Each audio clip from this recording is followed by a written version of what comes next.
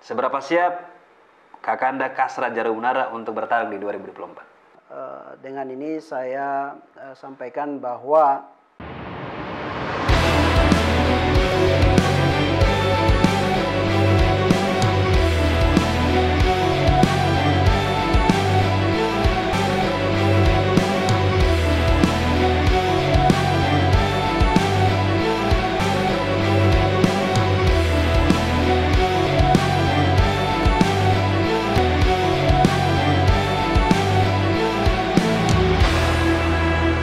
Selamat datang. Kita ketemunya kalau tidak salah 2017. Sebelum ya? Sebelum itu ya. 2016 awal kalau nggak salah. Ini mencari senior yang satu ini butuh effort yang khusus. Jadi saya share kemarin itu kan kita memberikan kesempatan yang sama bagi semua ketua DPD lah partai DPW kalau PSI kalau tidak salah ya. Iya. Nah untuk menyampaikan pikiran, pandangan, terutama kita menggali tentang profiling gitu ya. Nah kemarin kita cari-cari, syukurnya itu semacam apa ini? Orang bilang telepati, begitu dicari tiba-tiba saya juga mencari sebenarnya.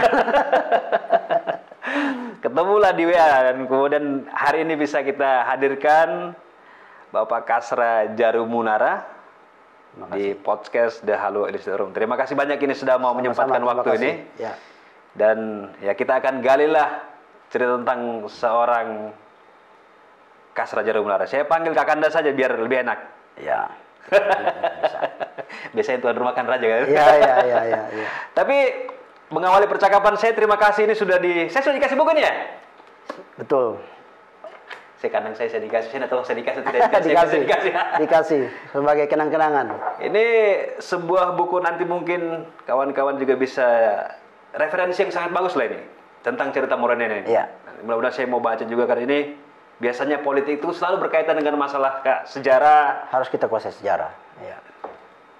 Tapi hari ini kita akan bicara tentang profiling seorang Kasra Jarumunara dulu, kini dan akan datang. Gitu ya.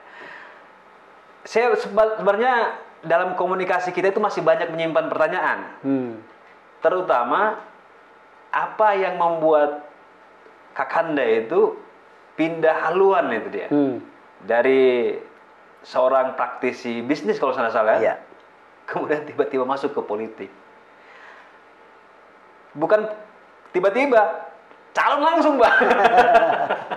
2017 Kombana. Iya.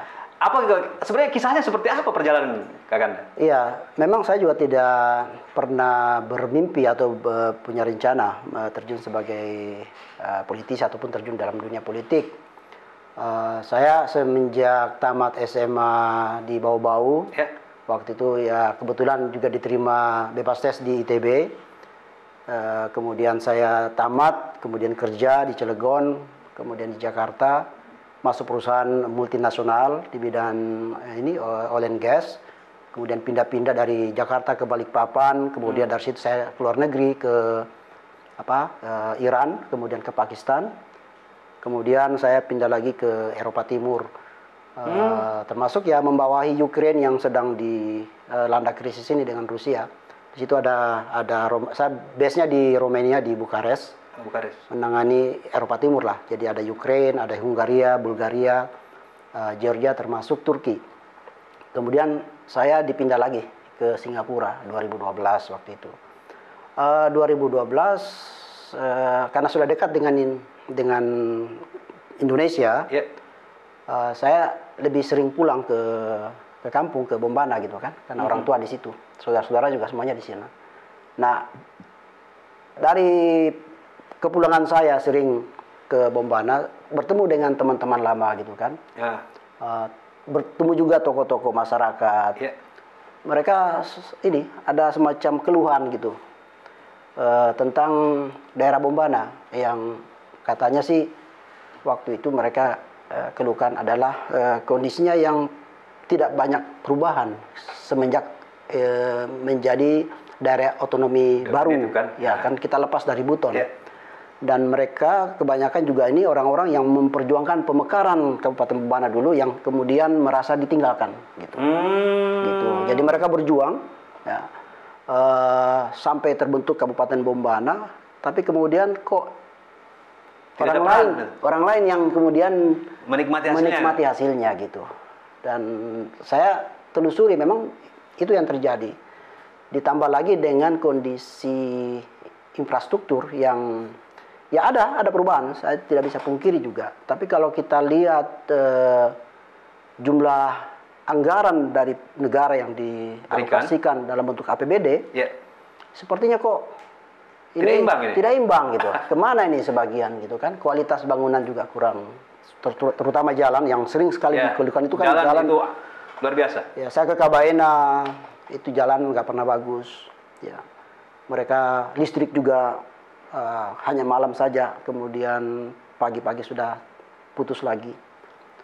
Jaringan telekomunikasi juga nggak bagus. Kalau kita pergi ke wilayah Poleang, itu banyak blind spot di situ yang tidak ada jaringan sama sekali.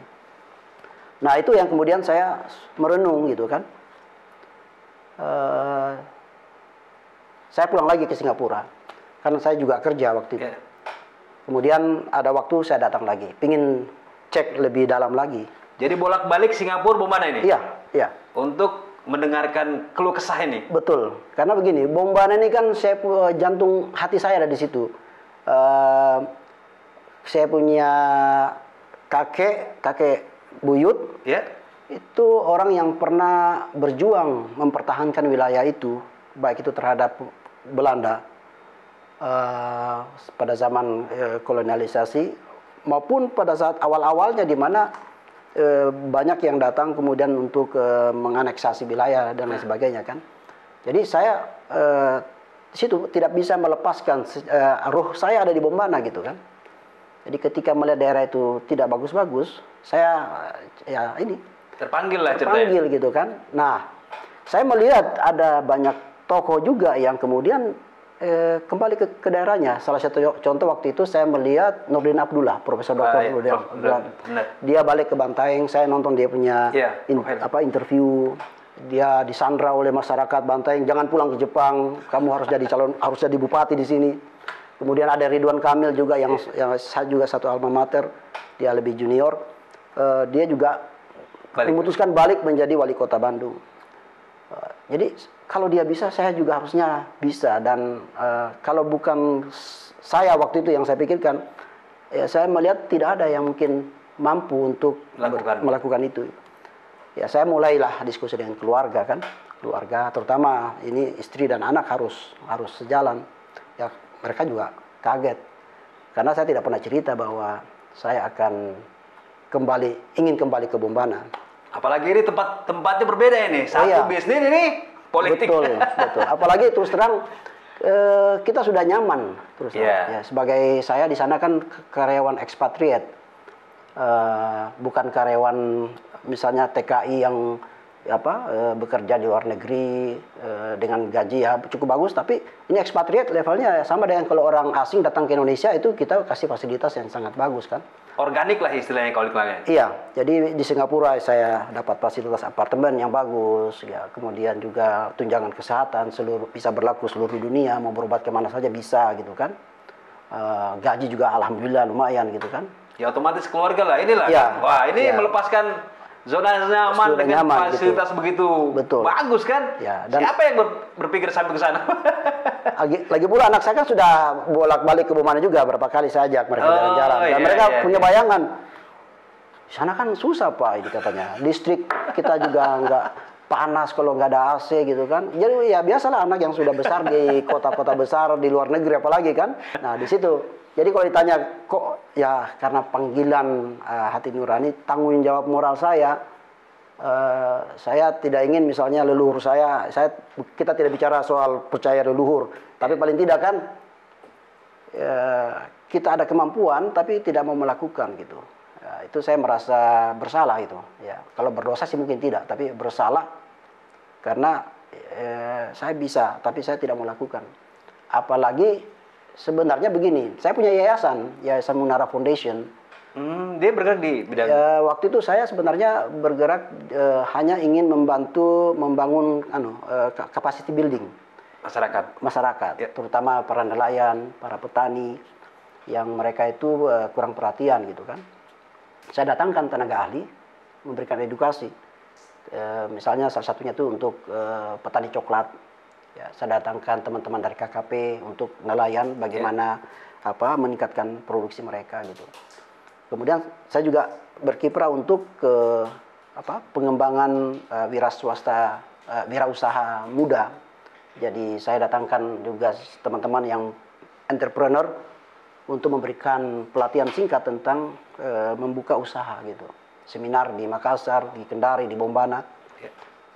Itu saya melihat sebenarnya banyak orang-orang di daerah itu mampu, ada keinginan untuk maju, tapi tidak ada kesempatan. Gitu. Nah, kalau di daerah ini kan kita tahu sendiri, ketika ada figur yang berkuasa jadi bupati, ya kroni-kroni yang nyaman kan.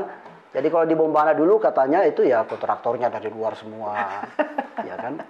Jadi ini Ganda, analogi api kan, yang dekat yang rasakan panasnya. Iya betul. Kelompok tertentu saja ini. Ya, itu ya sah-sah saja, artinya ya mereka berjuang supaya dia punya idola bisa jadi sesuatu jadi bupati atau kepala daerah. Tapi harusnya berimbang dong, kasih juga kesempatan yang jangan dianggap musuh karena mereka ini menjadi antipati gitu kan. Harusnya kan dirangkul. Dirangkul aja. Secara normatifnya atau secara umumnya dirangkul harusnya kan? Iya, kasih kesempatan juga gitu. Nggak usah yang besar-besar itu, misalnya PL itu yang penunjukan langsung. Ini jangan dikuasai semuanya gitu kan? Gitu. Kasih juga sehingga di daerah itu uang juga berputar.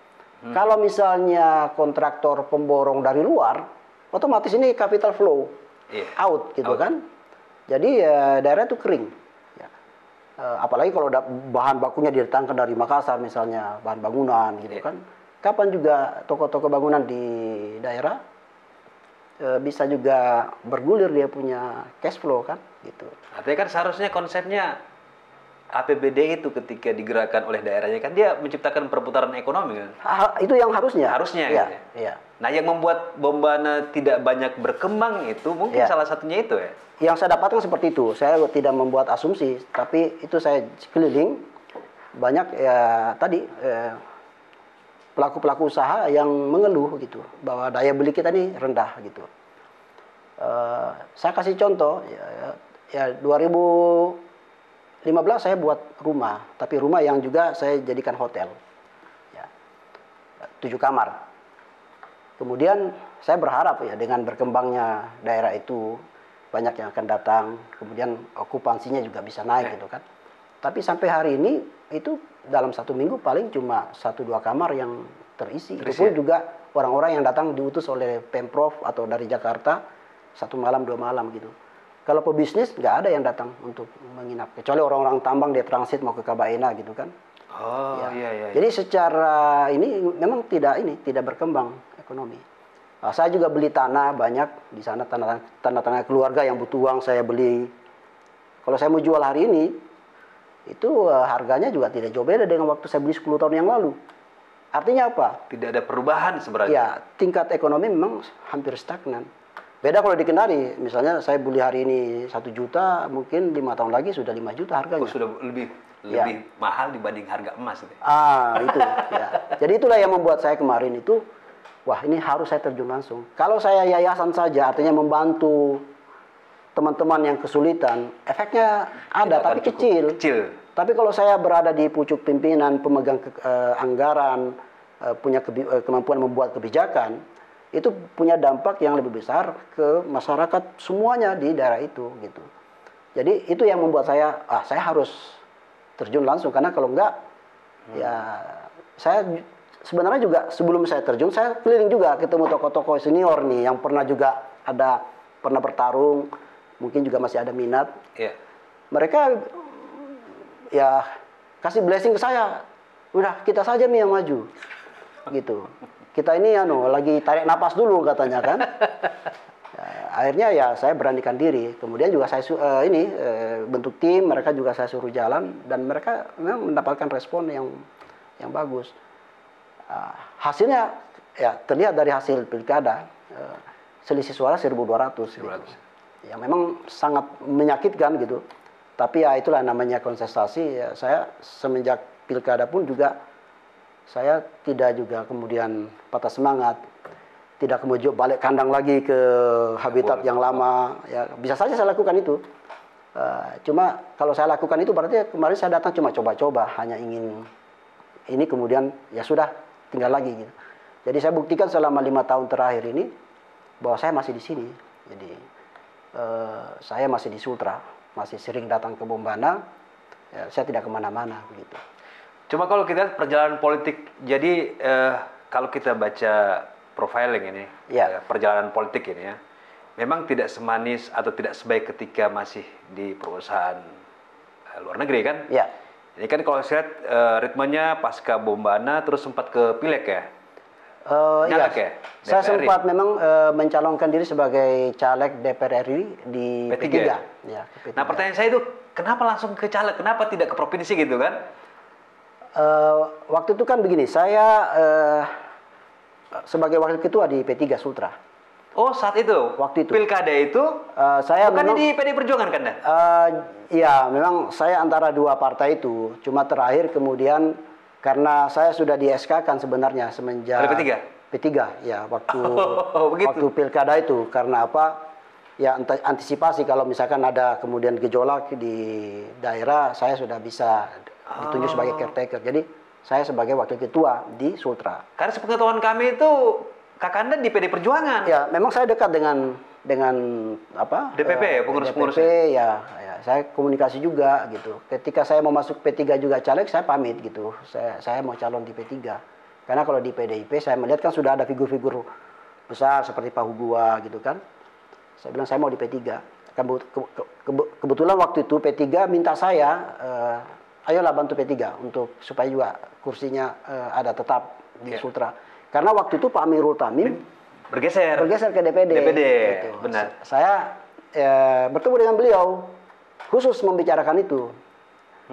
Dia bilang, Pak Kasra, saya ada rencana mau masuk ke DPD. P3 ini nggak ada orang, gitu. Ini bagus kalau Pak Kasra masuk ke P3. Masuk P3, caleg di sini, supaya kursi P3 tetap. Nanti saya backup gitu. Saya sepakat dengan itu, gitu. Kemudian ada nama-nama yang besar juga seperti Pak Habil Marati juga di situ. Ada Pak Safi Kahar gitu kan. Sehingga menjadi beban moral gitu. Saya juga melihat Pak Safi juga tidak full di lapangan. Saya ya sudah saya lakoni ya, saya tetap konsisten. Tapi saya tidak begitu berani serius karena saya anggap akan membuang garam di laut gitu. Karena tidak ada yang bisa tandem dengan saya gitu. Nah itu ceritanya. Gitu. Iya, karena yang kita menyimpan pertanyaan dari hasil telah teman-teman ini, sepengetahuan kita di PDI Perjuangan. Ya, memang saya malah juga sudah diusulkan oleh PDI Perjuangan untuk ikut Lemhanas waktu itu. Dan nama saya di P3 itu menjadi pertanyaan gitu. Tentang eksistensinya ini di mana sebenarnya ini? Iya, begitu. Jadi ya apa namanya?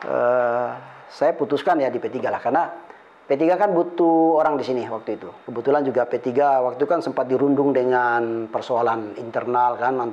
Jadi saya cobalah bantu P3 gitu. Nah, semenjak itu saya vakum juga semenjak pileg itu. Ya, saya fokuslah dengan ada kemudian COVID gitu kan. Saya fokus menuntaskan buku yang saya mau buat ini, kemudian juga saya tetap membuat program untuk yayasan gitu. Yayasan Munara Foundation. Munara Foundation tetap jalan ini? Jalan, ya. Sampai sekarang? Ya, tapi jalan. Tapi fokusnya lebih banyak ke seni budaya dulu sekarang. Oh, iya. Karena saya melihat ini untuk Moronene sendiri butuh sentuhan, butuh atensi gitu kan. Jadi saya buat lagu. Ada lagu Moronene yang saya ciptakan, kemudian saya nyanyikan sendiri, ada di YouTube itu. Namanya judul lagunya Pentademo. Kemudian juga saya mengangkat lagu-lagu baru yang diciptakan oleh teman-teman di sana. Kemudian saya buat klipnya, videonya. Kemudian saya taruh di YouTube di channelnya Munara Foundation gitu. Itu yang menariknya. Tapi ini ada sesuatu yang lebih menghebohkan ini. Ya. Begitu pantauan 2019 hilang, kemudian kita COVID rame-rame ini. Iya. Kita baca pindah ke PSI, Pak. Iya. Ini satu pertanyaan yang lebih heboh lagi bagi saya ini. Iya. Tanda kutip kan kita tak paham lah tentang PSI ini sebenarnya ini. Iya. Orang mengenal PSI ini partai ibu kota. Partai anak muda. Partai anak muda pula Iya. kan. Nah ini yang datang ini menjadi ketua DPW kan. Iya. Apa sebenarnya yang menarik di PSI itu ya? Saya pernah punya senior 2019 sempat dia bilang, Lim, saya mau nyalon nanti DPR RI. Saya tanya, abang dari mana? Partainya apa? Disebutlah PSI. Waduh, itu partai kalau untuk kelas kita Sulawesi Tenggara terhadap partai-partai itu kita resistennya cukup tinggi lah. Betul. Gitu dia. Dan kemudian beberapa tokoh-tokoh yang terlihat di pentas nasional ini, kalau saya katakan itu tidak sejalan dengan cara berpikir Sulawesi Tenggara gitu dia. Iya, ini pertanyaan yang juga sudah sering saya ditanyakan oleh teman-teman gitu. Kenapa berlabuh di PSI gitu kan? Kenapa nggak bergabung dengan partai lain? Seperti misalnya PDIP misalnya atau kan misalnya kalau ke PDI Perjuangan kan ada lah kan.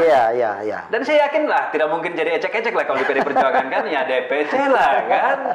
Iya.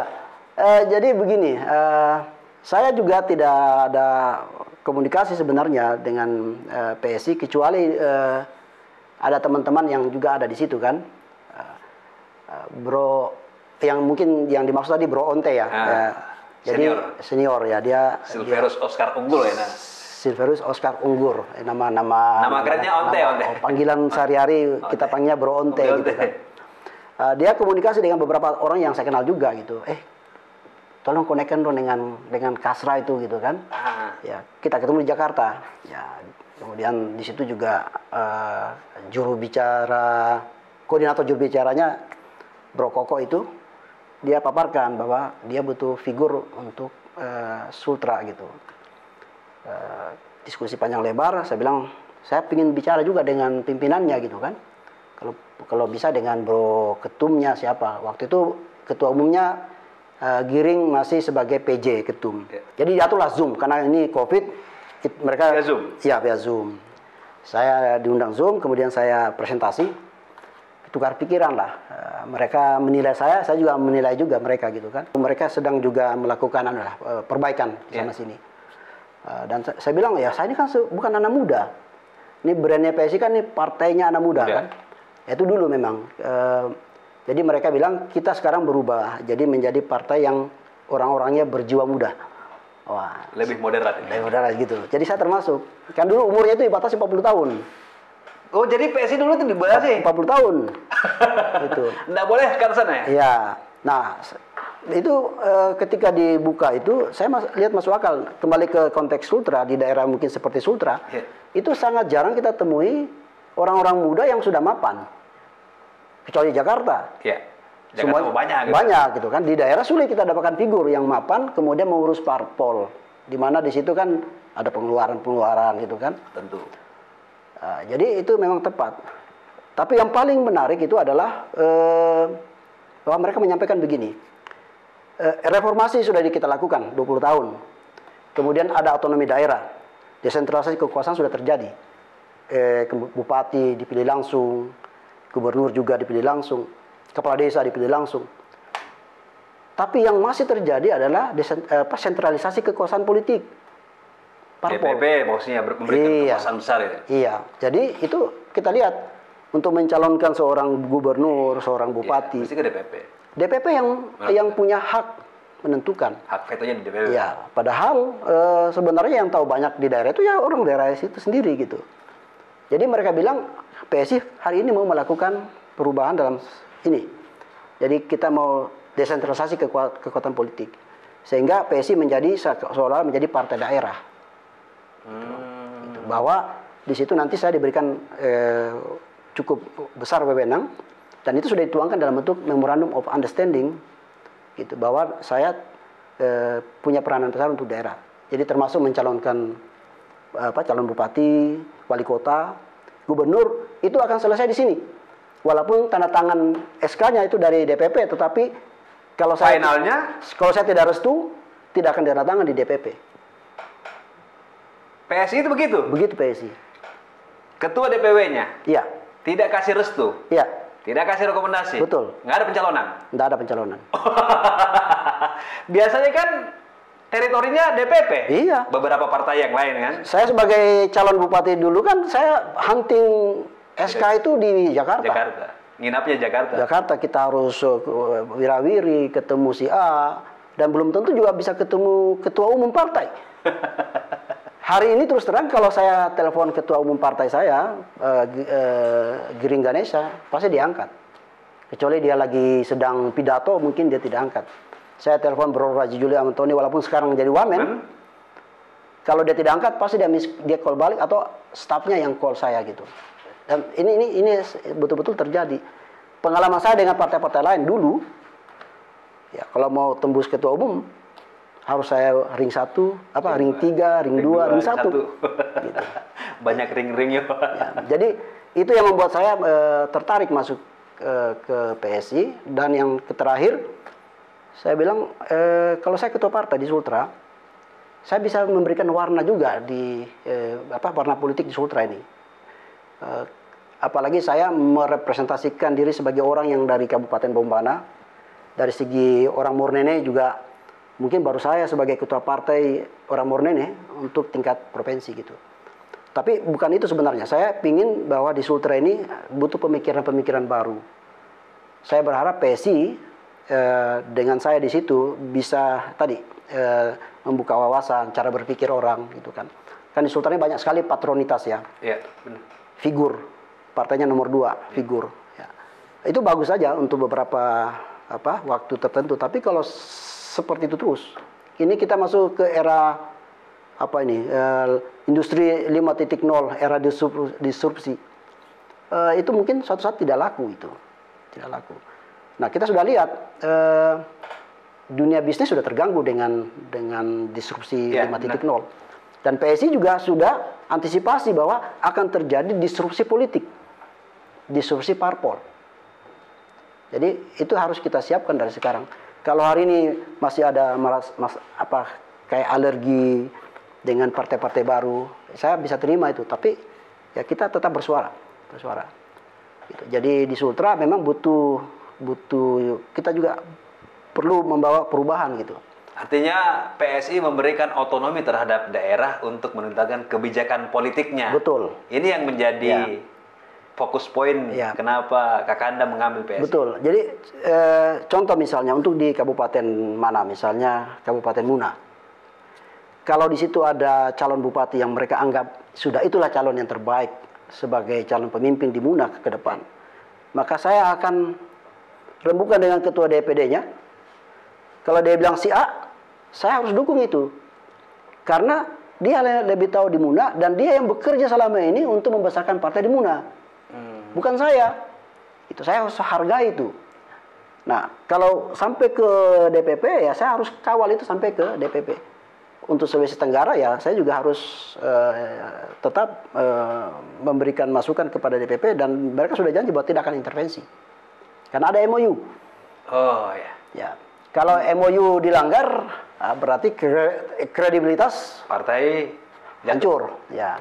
Jadi saya rasa itu tidak akan dilakukan oleh PSI ke depan untuk melanggar MOU itu.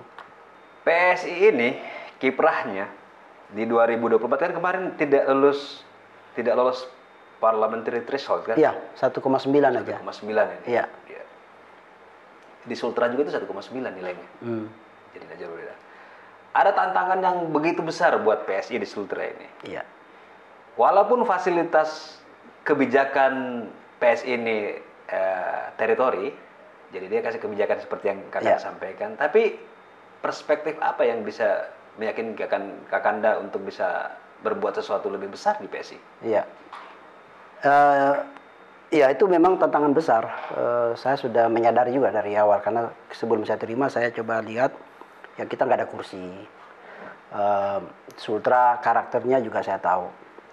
Tapi kemudian saya ada semacam semangat juga kalau ini tantangan saya bisa atasi. Kemudian yang tadinya dari tidak ada kursi menjadi 1 kursi, 2 kursi, sudah bisa menjadi prestasi buat saya gitu di bidang politik. Nah, apa yang harus saya lakukan?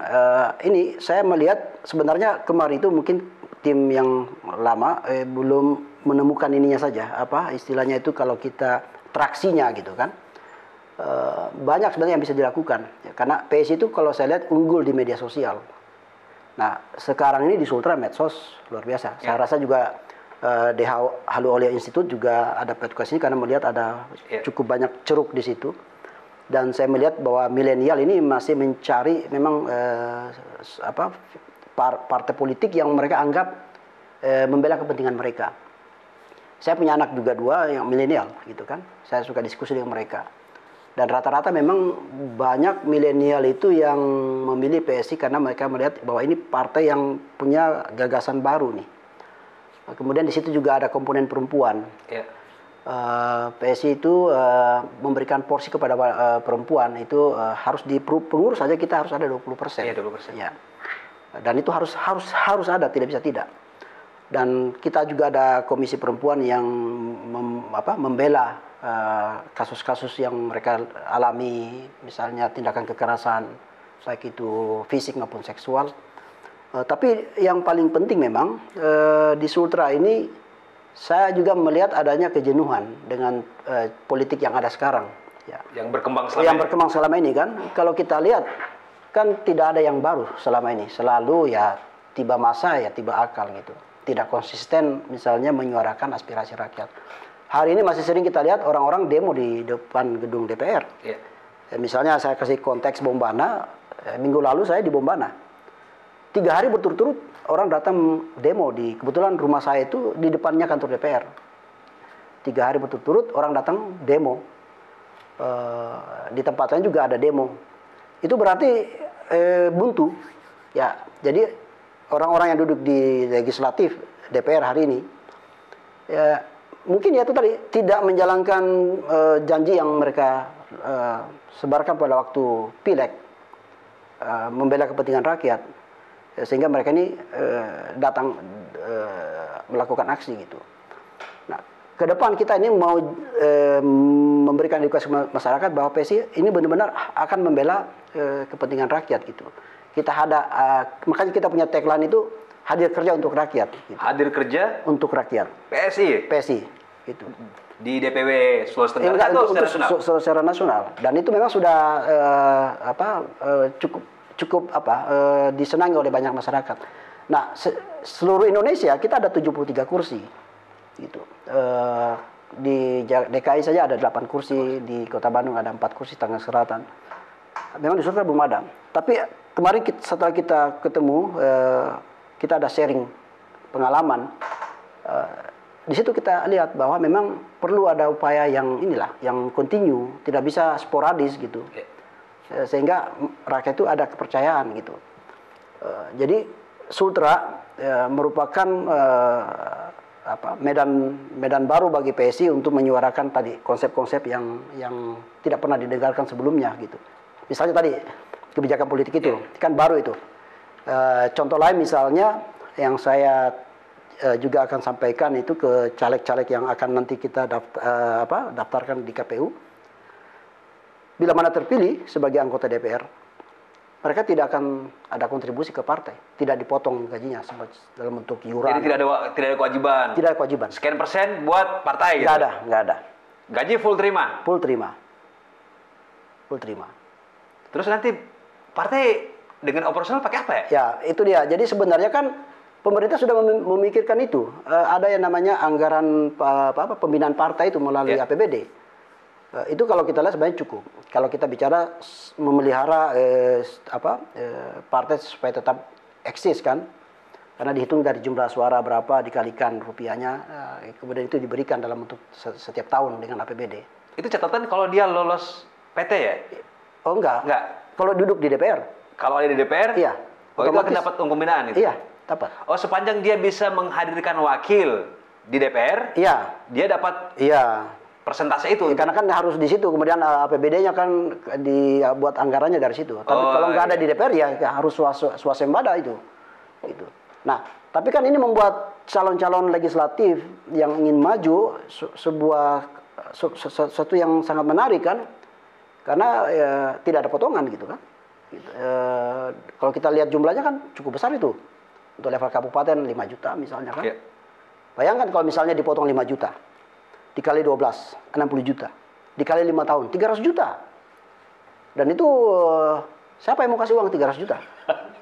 Ya, artinya secara tidak langsung PSI memberikan hadiah 300 juta pada masa akhir kerja. Gitu. Nah, itu yang membuat saya lihat belum ada partai lain yang melakukan. Itu terobosan yang coba dilakukan oleh PSI? Sebenarnya bukan dicoba, sudah dilakukan di daerah lain. Oh, itu sudah pernah dilakukan? Sudah dilakukan. Jadi bukan hanya tahun ini sebenarnya? Iya. Dan itu berlaku di tempat-tempat lain yang lain, ya. Mereka itu punya anggota DPR, punya perwakilan. Iya, dan itu sangat memang efektif. Hanya memang kemarin kita kemampuan mencari figur yang kesulitan. Karena mungkin terlambat. Waktu itu saya dapat cerita dari Bro Onte sebagai ketua yang lalu. Kita disibukkan dengan verifikasi pada periode yang lalu, 5 tahun yang lalu itu. Sehingga kita tidak berpikir lagi tentang elektoral. Sibuk verifikasi, cari KTP. Sementara partai lain sudah kelar. Mereka sudah bicara cari caleg yang terbaik gitu kan. Sehingga pada akhirnya kita mau setor nama caleg di KPU, kita sudah dapat ampas-ampas. Jadi peluang menang pun nggak ada. Apalagi bicara soal program, sudah nggak ada lagi mau pergi sentuhan ke masyarakat, sosialisasi. Itu kelemahan kita kemarin. Jadi mudah-mudahan ini kita tidak mengulangi kesalahan yang lalu, sehingga ini bisa merubah. Jadi makasih bilang tadi, masih ada peluang. Jadi saya lihat kalau itu yang terjadi, ya berarti bisa kita perbaikan. Anggap saja ya pengalaman yang lalu ini sebagai pelajaran gitu. Ini kan kemarin sudah pendaftaran partai politik ya ini? Sudah, sudah. Kami tanggal berapa kemarin? 10 ya? 10 Agustus. Itu sudah lengkap berkas? Sudah dinyatakan lolos secara ini. Memenuhi syarat administrasi. Sekarang ini lagi ada apa namanya? Faktual ya? Bukan. Belum ya? Kan ada ditemukan di dalam Sipol itu. Kan sekarang di daftar online pusat semua. Kita juga punya daftar anggota juga secara elektronik, itu namanya Siap. Jadi kita masukkan semuanya KTP, daftar kartu anggota di situ. Kemudian kita migrasikan ke Sipol. Kemarin waktu kita terdaftar disuruh migrasikan. Nah, di Sipol ini kan KPU dia mulai lakukan sanity check gitu kan. Ada beberapa KTP ditemukan yang juga diklaim oleh partai lain. Nah, kalau di Sultra kecil sekali, kita sudah coba cek. Kita nanti akan ada kesempatan melakukan perubahan di bulan ini sampai tanggal 15 September kalau nggak salah, mulai dari tanggal berapa itu. Itu untuk ini memastikan bahwa anggota kita yang kita klaim ini itu betul-betul tidak diklaim oleh partai lain. Ada juga kasus misalnya ternyata masih muncul di database-nya KPU sebagai PNS. Sementara dia sudah pensiun. Gitu. Jadi itu mesti diupdate lagi berarti? Harus ada surat pernyataan bahwa memang dia sudah tidak lagi menjabat sebagai organisasi sipil. Ya, sudah pensiun. Ada juga yang umurnya di bawah 17. Gitu. Terdaftar? Di KPU itu dianggap bahwa dia masih di bawah, belum memenuhi syarat umur. Tapi kalau di aktualnya dia sudah menikah, umurnya 22 tahun. Jadi ada mismatch itu. Tapi itu inilah kecil, tapi yang paling banyak ini yang klaim partai. Ada partai-partai baru itu kita temukan hampir sama polanya di seluruh Indonesia. Itu tidak pernah kedengaran, tapi hampir semua anggota partai lain diambil gitu kan. Ini biar cepat prosesnya kan? Iya, karena memang itu gelondongan itu kalau kemarin. Kalau kita kan kita tugaskan masing-masing DPD, DPC, ya carikan itu. Karena itu kan potensi suara sebenarnya.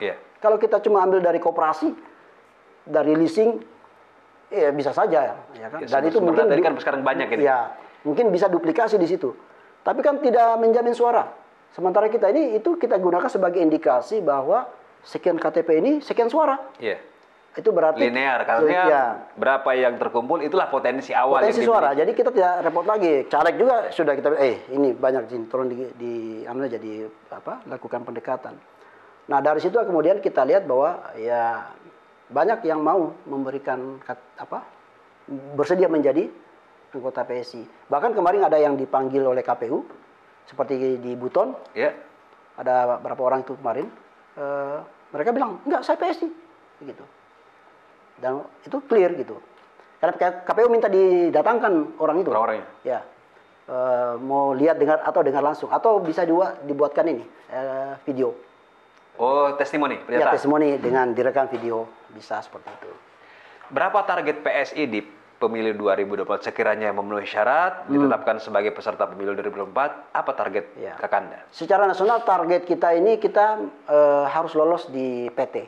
Secara nasional? Ya, secara nasional. Oke. Dan indikasi itu sudah kelihatan dari survei-survei yang kita lakukan secara rutin di level nasional dengan berbagai survei. Itu sudah di angka 5-6%. Mungkin terlalu muluk-muluk, tapi kalau 5 mungkin oke lah. Tapi di Sultra, saya juga sebenarnya tahu diri lah, kita ini sebagai saya sendiri pemain baru di politik. Ya, saya juga memberikan target kepada ketua-ketua DPD tidak muluk-muluk. Ya, kalau memang bisa satu kursi. Ya, nggak usah bicara soal 5 dapil, mau masing-masing dapil satu kursi. Jadi saya bilang, kalau ada yang potensial satu, perjuangkan saja satu itu, walaupun cuma satu dapil itu. Gitu. Sehingga ya kita bisa betul-betul ada peluang atau kansnya bisa lebih besar. Jadi saya bilang, satu kursi, satu DPD itu sudah Sangat memuaskan. Karena ini kalau kita 17 kabupaten kota provinsi belum ada kursi satupun. Kan? Dari Hafren yang dicarikan juga kita cek anggota DPR itu yang belum ada sama sekali dari PSI. Ya. Nah, targetnya 2024 sekiranya lolos sebagai salah satu peserta pemilu, masing-masing minimal satu lah gitu. Minimal satu lah. Kalaupun dari satu ini separuh dari provinsi kabupaten, itu berarti misalnya berapa? 6 kursi. Ya. Saya sudah sangat alhamdulillah itu. Artinya dari nol menjadi sesuatu gitu. Dan itu menjadi mungkin juga ukuran bagi orang-orang atau masyarakat bahwa PSI tidak bisa dianggap remeh gitu. Dalam kacamata Kakanda ini ya? Ya. Idealnya provinsi itu ada berapa dari PSI? Bisa berapa di provinsi? Dari jumlah kursi yang ada. Nah, dari 45 kursi ini. Kalau saya lihat dari data suara yang sebelumnya, kita sebenarnya bisa sampai 2 kursi bisa sebenarnya. Minimal 2 kursi. Minimal 2 kursi. Dari suara yang sebelumnya ya. Kalau memang itu kita mau rangkul kembali. Karena kemarin banyak PSI dapat suara. Ya. Dari dapil mana saja yang Kakanda lihat? Di wilayah nanti kan ini saya juga akan coba dorong Bombana Konsel ini salah satu dapil yang potensial gitu kan. Saya di situ ketua saya juga akan maju. Kemudian di daerah Bau-Bau kota. Betul. Dapil 4 berarti ya? Iya. Itu juga kita lihat kemarin cukup banyak yang memilih PSI di situ. Hanya ya tidak sampai lewat aja. Kalau kabupaten kota kira-kira yang bisa menyumbang positif satu kursi lah gitu dia. Ya. Kabupaten mana kira-kira dari 17 yang ada nih? Pasti Bombana saya akan berjuang. Memastikan. Karena saya ada rencana maju lagi di situ ya. Ya, jadi saya untuk satu pintu di Bombana kan 5 kursi. Ya, saya bilang sama ketua saya, ya kalau saya akan tampil ya minimal itu harus 3 kursi di situ. Supaya kita tinggal cari pasangannya lagi gitu kan, tambah 2 kursi. Itu ya jelas, saya harus... Bombana ini minimal ada 3 kursi ini? Minimal ada kursi. Ini ketua DPD-nya, ketua DPD ya? Iya, ketua DPD. Itu mesti olahraga maraton ini kan sejak harinya? Ya, kebetulan dia juga pengalaman. Dia mantan PKNU dulu, terus anggota DPR dari PKNU, anggota DPR dari P3 juga. Jadi dia sudah tahu kerja-kerja politik, apa yang harus dilakukan. Sudah punya pengalaman? Sudah pengalaman. Bombana oke. Bombana minimal 3 kan? Kemudian, terus kabupaten mana lagi? Buton sama Kota Bau-Bau. Buton sama Kota Bau-Bau? Ya, itu potensial. Memungkinkan untuk satu kursi? Termasuk Kota Kendari. Kota Kendari? Ya. Bombana, Buton, Bau-Bau, Kota Kendari. Kota Kendari. Itu yang diprediksi? Prediksi, ya. Kalau misalnya bisa juga nih Konawe Kepulauan. Konawe Kepulauan? Ya. Jadi saya melihat daerah-daerah yang DPT-nya agak kecil itu potensial. Memungkinkan untuk ya. iya. Karena Kongtep kan berapa? 27.000. 20 ya, nggak sampai 30.000. Ya, Buton juga. Paling nambah-nambahnya kalau sampai 2024 sekitar 30-an ribu lah, ya. 3 ribuan. Ini diskusi masih berkembang, jadi kita akan diskusi dengan pihak-pihak lain yang mau bertarung di sana tentunya. Ya, bahkan Buton Utara pun juga ada potensi. Daftar caleg ini sudah PSI sudah membuka pendaftaran atau seperti apa? Atau sudah punya daftar nama ini? Secara resmi belum. Secara resmi belum? Tapi kalau daftar nama dari masing-masing DPD sudah disiapkan. Sudah disiapkan? Ya. Kayak Bombana itu sudah selesai itu. Jadi siapa tahu kalian mau berminat jadi Anggota, janganlah kita ngurus podcast aja ya. Jangan ada yang daftar dulu. Berarti targetnya ini cukup realistis ya. Jadi Ya, tidak muluk-muluk dan ya, kita bilang nggak mungkin juga kita ini tiba-tiba mau muncul sebagai partai pemenang di semua kabupaten gitu. Kita tahu diri, tapi kalau kita bilang juga tidak ada peluang, ya untuk apa kita sekarang kerja ini? Gitu. Saya juga tidak mau. Yang jelas kalau itu dilakukan dengan baik, eksekusinya dengan baik, yakin saya gitu. Karena kita sudah banyak juga bicara dengan beberapa pihak tadi, orang-orang yang mau bertarung. Karena menariknya ini, pileg ini kan ini menjadi prekursor untuk pilkada. benar. Ya kan? Jadi pileg rasa pilkada. Iya. Jadi orang yang punya kepentingan di pilkada, Tentu dia harus berkontribusi buat kursi sekarang. Dan itu cost-nya lebih murah dibandingkan dia harus beli kursi. dari pilegnya. Ya. Sekarang di tahun yang sama kan kita ada pilkada juga November, 27 November Betul. itu kan pilkada. Apa target PSI di pilkadanya? Ya, saya sendiri untuk pilkada, ya saya sudah nyatakan juga kemarin di beberapa media ketika ditanya bagaimana ke depan. Saya bilang ya saya siap maju, tapi saya juga akan turunkan survei Ya. untuk mengukur sejauh di mana saat ini pendukung-pendukung yang dulu ini masih solid. Itu untuk Bombana. Untuk daerah lain, saya juga sudah ada komunikasi dengan calon-calon bupati yang mau maju ceritanya ini. Ada bocoran? Siapakah mereka-mereka itu? Mereka minta jangan dulu karena ini ada Masih ini, takutnya masih rahasia di belakang. ya, takutnya nanti terancam PAW gitu. Kan ini kejamnya ini Papua ini kan begitu tidak jalan PAW gitu kan. Waduh. Kakanda sudah menyebutkan ini. Back to Bombana 2024. Iya. Masa depan ini sekarang ini kita bicara. Kita bicara masa depan ini. Hari ini sudah kita bicara kan sudah perjalanan ini. Iya. Dia bicara masa depan ini. Iya. Balik lagi 2024. Insya Allah ya. Sudah siap nih lahir dan batin? Ya, kesiapan mental sudah ada. Tapi saya sebagai seorang sekarang politisi, ya saya sudah sebut diri saya politisi sekarang. Tidak seperti dulu, ini maju calon yang masih blend gitu kan. Blendingnya banyak ini. Ya, jadi dengan pengalaman lalu, saya ya survei itu sangat bagus untuk menjadi ukuran. Karena kita tidak mau masuk buta di situ kan. Medan harus kita kuasai. Jadi kalau kesiapan mental sudah ada. Teman-teman yang lama juga banyak yang menghubungi bagaimana ke depan. Mereka masih berharap gitu kan. Tapi kan saya harus ada sebagai orang yang dengan latar belakang teknis. Saya harus bicara data juga gitu. Makanya survei harus ada. Dari situ kemudian kita lihat. Kalau kerja-kerjanya nih kayaknya harus mulai lagi dari nol. Ya mungkin saya harus rombak strateginya gitu.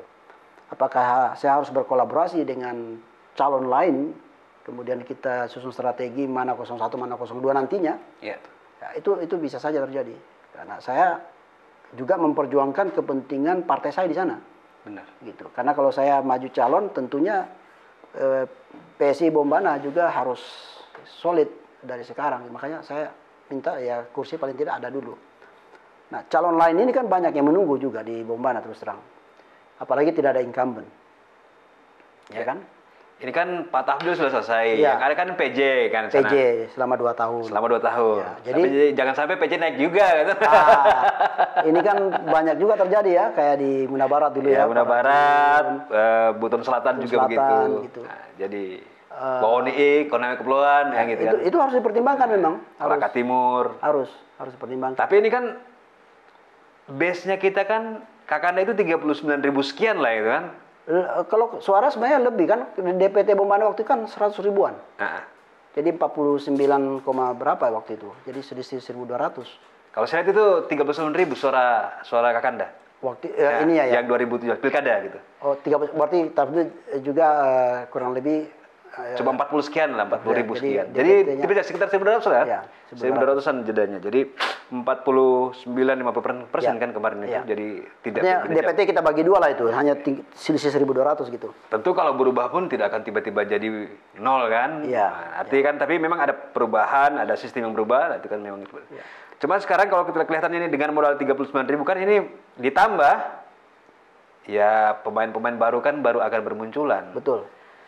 Seperti apa melihat peluang secara pribadi Kakanda di Bombana? Ya, kalau saya kalkulasi dengan tadi angka itu ya sebutkan dari yang pilkada lalu, paling kalau dia bergeser itu mungkin bergeser sedikit gitu. Karena kemarin juga dapat bocoran ada yang sudah lakukan survei. Oh di sana ya? Ya. Di mana? Mereka mengatakan bahwa nama saya cukup masih signifikan. Walaupun juga dibayang-bayangi dengan calon lain, khususnya ini ya pasangan dari bupati sebelumnya kan. Oh iya. Karena mau ada juga wakil bupati ya? Bukan, ini istrinya. Oh.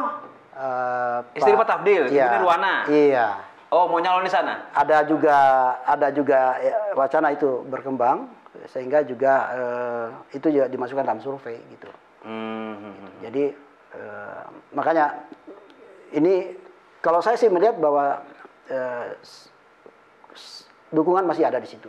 Walaupun belum saya turunkan survei sendiri, tapi dari survei yang dilakukan orang itu menyebutkan saya masih juga tidak potensi lah ya, untuk tidak tenggelam gitu kan. Nah, pendatang yang lain misalnya ketua DPR-nya yang hari ini dari Nasdem Arsyad ya. Atau juga ada di sini orang Bombana yang jadi sekjennya PDI Perjuangan ya. Pak Hasrat. Kemudian juga ada ketua PKB Bombana ya, juga unsur pimpinan hari ini wakil bupati Pak Johan juga saya dengar mau maju. Kemudian juga ada Adinda Herianto itu yang ketua Golkar Bombana juga sudah pasang baleho gitu. Jadi cukup ramai nih ke depan. Ya. Bahkan mungkin ada nama-nama lain lagi yang bakal muncul karena mereka ini masih wait and see gitu kan. Mungkin melihat kalau PJ-nya enggak maju, mereka maju. Kalau PJ-nya maju enggak berani mungkin gitu. Karena enggak ada suara dasar gitu. Ya, saya ada suara dasar. Ya, tidak jual sesumbar, tapi tadi saya katakan bahwa ada indikasi masih ketika saya pasang baliho juga kemarin itu ada beberapa yang pesan kenapa nggak pasang di sini gitu. Oh jadi sudah pasang baliho di Bombana? Ada saya pasang baliho tidak banyak. Ya artinya saya uji dulu lah tes mic gitu, cek sound. Cek sound dulu ya. Kalau bergema gitu. Seperti apa gemanya di Bombana gitu? Iya. Tapi ya dalam waktu dekat saya akan banyak juga sebar baliho lagi karena kemarin karena banyak pesan ya saya akan terjunkan. Mereka ingin kepastian. Jadi ketika saya ditanya kemarin oleh media itu Bombana banyak bertanya ini gimana jawabannya kemarin ini kan baliho oke, tapi katanya masih samar-samar gitu. Jadi saya katakan dengan tegas bahwa saya siap, tapi saya mau lihat survei juga gitu.